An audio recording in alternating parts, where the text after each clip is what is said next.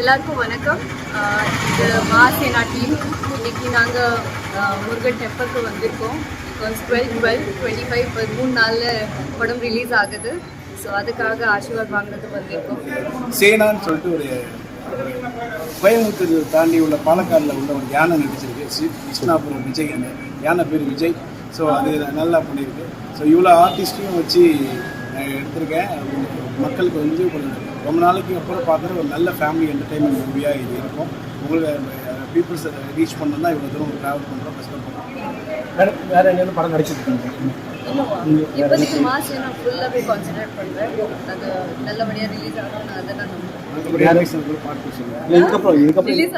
என்ன படம் நடிக்கிறது வாய்ப்பு என்ன படம் அதை நான் சொல்கிறேன் சார். கண்டிப்பாக இல்லை மேம், மகாசேனா பார்ட் 2 சொல்லுவேன். மாசேனா பார்ட் 2 வருது சொல்கிறாங்க. எப்படியா இதை வால்யூம் 1 போட்டிருக்காங்க. எனக்கு இது நியூஸு.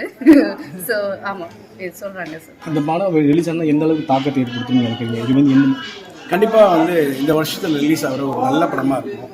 விமல் சார் சிஸ்டினா நடிக்கிற முதல் படம், விமல் சார் யானை நடிக்கிற முதல் படம், எல்லாம் நிறைய கேஸ்ட் அண்ட் குரூ நடிக்கிற ஒரு வில்லேஜ் ஸ்கிரிப்ட். ஸோ ஒரு நான் எங்களால் இப்போ தமிழ் டைரக்டர் வந்து காந்தாரா கும்கி மாதிரி ஒரு விஷயங்கள் ட்ரை பண்ணும்போது இப்போ அதெல்லாம் சேர்ந்த ஒரு விஷயமா எப்படி இருக்கும், மக்களுக்கு ஒரு வெரைட்டியாக எப்படி இருக்குங்கிறத ஒரு மக்கள் வந்து அதுக்கான ஆடியன்ஸ் வந்து பார்ப்பாங்கிற நம்பிக்கையில் நான் படம் எடுத்தோம். எல்லாம் வந்திருக்கு. Vanakkam, we came here for blessings and our film is releasing 12 December. So we just praying and our film go so good. So yeah, that's why we are here, and please bless her and give your lots of love and support.